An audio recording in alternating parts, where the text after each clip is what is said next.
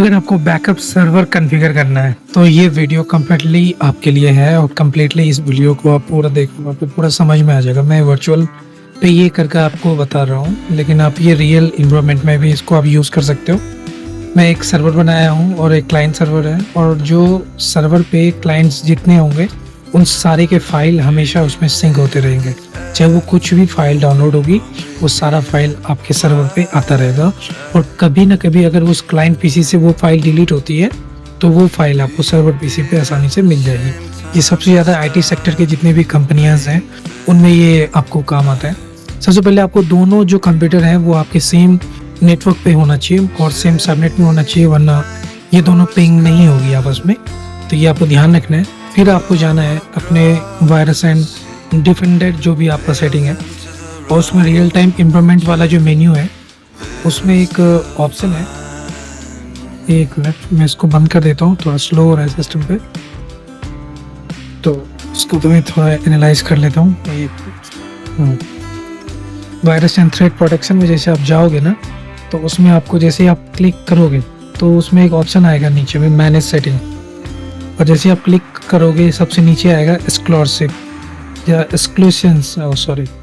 और इसमें आप जैसे ही ऐड करोगे एक्सक्लूशन में अपने उस फोल्डर को, जिस फोल्डर में आप अपने क्लाइंट्स के बैकअप चाहते हो कंप्यूटर के नाम से या फिर यूज़र के नाम से, तो उसके फोल्डर के रूट आपको इसमें देने पड़ेंगे। मेरे पास एक अलग पार्टीशन है सर्वर पे, जिस पार्टीशन या फिर हार्ड ड्राइव जो भी आप जोड़ते हो उसके बस आपको रूट को कॉपी कर लेना है, सिर्फ दबा के रखना है, और उस ड्राइव पे राइट क्लिक आप जब करोगे तो कॉपी एज पाथ करना है, और जिस ड्राइव को आप यूज़ कर रहे हो उसको शेयर कर देना है। जैसे मैं शेयर कर रहा हूँ, आप एवरीवन पे डाल के आप रीड कर सकते हो, वरना अगर आप पार्टिकुलर यूज़र को करना चाहते हो तो यूज़र को क्लिक करके परमिशन दे सकते हो, वो आपकी मर्ज़ी है। मेरे केस में ये शेयर किया हुआ है, तो मैं इसको क्लोज़ कर देता हूँ। और इसको मैं क्लोज़ करने के बाद ये जो रूट है इसको मैं सिर्फ दबा के रखता हूँ, राइट क्लिक करता हूँ, देखो आप कॉपी एज पाथ का जो ऑप्शन है यहाँ मैं क्लिक कर देता हूँ और इसको कॉपी कर लेता हूँ। अब ये जो रूट है कॉपी हो गई है और फोल्डर भी इसमें ऐड हो गया है। तो अगर आप इसको ऐड करना चाहते हैं तो या तो आप रूट से ऐड कर लो, या फिर आप इसको डायरेक्टली ब्राउज करके फोल्डर को क्लिक करके आप इसमें ऐड कर लो। अगर आपका ड्राइव है तो ड्राइव आप इसमें ऐड कर लो। मेरे केस में ऐड है तो मैं इसको कैंसिल कर देता हूँ। और उसके बाद क्या करना है, ये आपको जो आपको सर्वर का जो सेटअप है वो जो है वो फ्री है, आपको कोई कॉस्ट नहीं लगती उस सर्वर के सेटअप के। तो आपको जाना है सर्वर के सेटअप में, मेरे केस में वो शेयरिंग ड्राइव में है, तो मैं वो सेटअप अभी डाउनलोड किया हुआ है मेरे पास। आपके पास अगर नहीं है तो आप मुझे मैसेज करना, मैं आपको इसका लिंक भेज दूंगा, और इसका जो सेटअप है वो मैं आपको भेज दूंगा। अगर आप सेटअप मांगते हो तो मैं आपको सेटअप भी भेज दूंगा। जब आप उसको नेक्स्ट करके बस इंस्टॉल करोगे तो आपको ये जो आप देख रहे हो लोकल होस्ट सेमीकोलन 55414, ये लोकल होस्ट और पोर्ट नंबर है। इसके थ्रू आपका जो वो सॉफ्टवेयर है वो आपको एक डैशबोर्ड देगा, उसमें आपको स्टेटस में जाएंगे तो आपको एक रूट के लिए पूछेगा, और सेटिंग में जाओगे, मेरे में ऑलरेडी सेट है, और सेटिंग में मैं आपको बताता हूँ क्या करना होता है। वो जो आपका ड्राइव है उसका आपको रूट देना होता है, जैसे मैंने इसमें रूट दिया हुआ है, और ये जो अपर कोमा है ये दोनों हटा देने हैं, और उसके बाद आपको नीचे में सेव बटन पे क्लिक कर देना है। तो सेटिंग में आपका रूट सेव हो जाएगा और यहाँ पे आपको वो एनालाइज करके दिखता रहेगा। उसके बाद आप अगर उसके फाइल या फोल्डर को परमिशन देना चाहते हैं कि सिर्फ वही फोल्डर की फाइल सिंक हो, तो आप यहाँ से उसको सिलेक्ट कर सकते हो। इसमें आप इंटरवल दे सकते हो कि कितना टाइम के बाद बैकअप्स बंद हो जाएगा, या फिर कितना टाइम पे वो ऑटोमेटिकली बैकअप लेता रहेगा, कितनी फाइल तक आपके फोल्डर से वो डेटा बैकअप लेता रहेगा। और इसको सेव करें, नीचे वाला जो टिक है वो आप करना मत भूलिएगा, क्योंकि वो सेटिंग हमेशा के लिए सेव रहेगा, उसके लिए वो ऑप्शन है।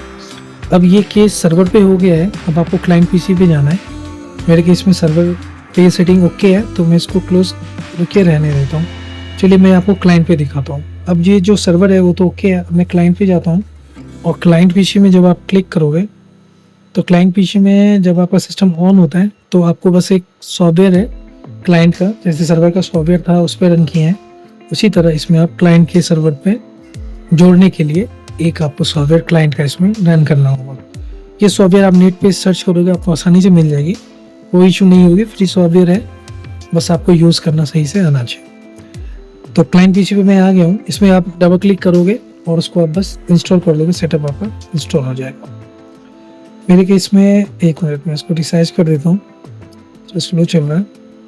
हाँ, अब मेरे केस में क्या है कि मेरे पास सेटअप डाउनलोडेड है, तो मैं इसको अभी आपको बताता हूँ कि कैसा रहता है वो सेटअप, कितने एमबी का होता है।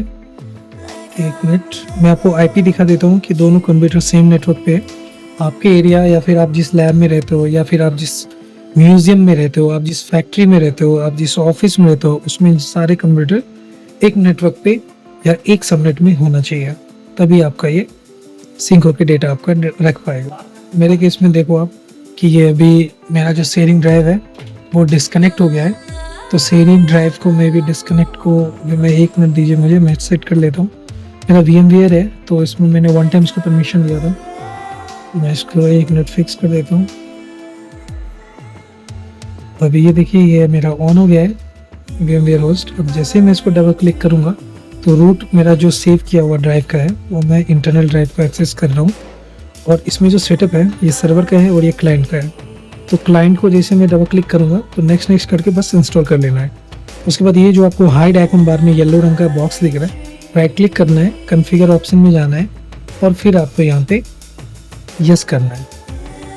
बस इतना ही आपको करना है क्लाइंट पीसी में। क्लाइंट को पता भी नहीं चलेगा। अगर आप चाहते हो क्लाइंट को पता नहीं चले कभी भी कि डेटा सिंक हो रहा है, तो ये भी है कि उनको पता नहीं चलेगा, वो नेविगेशन एरिया में चलता रहेगा और आपका जो डेटा है वो आपके उस ड्राइव में सेव होता रहेगा जिस ड्राइव का आपने उसके सर्वर पे रूट दिया हुआ है।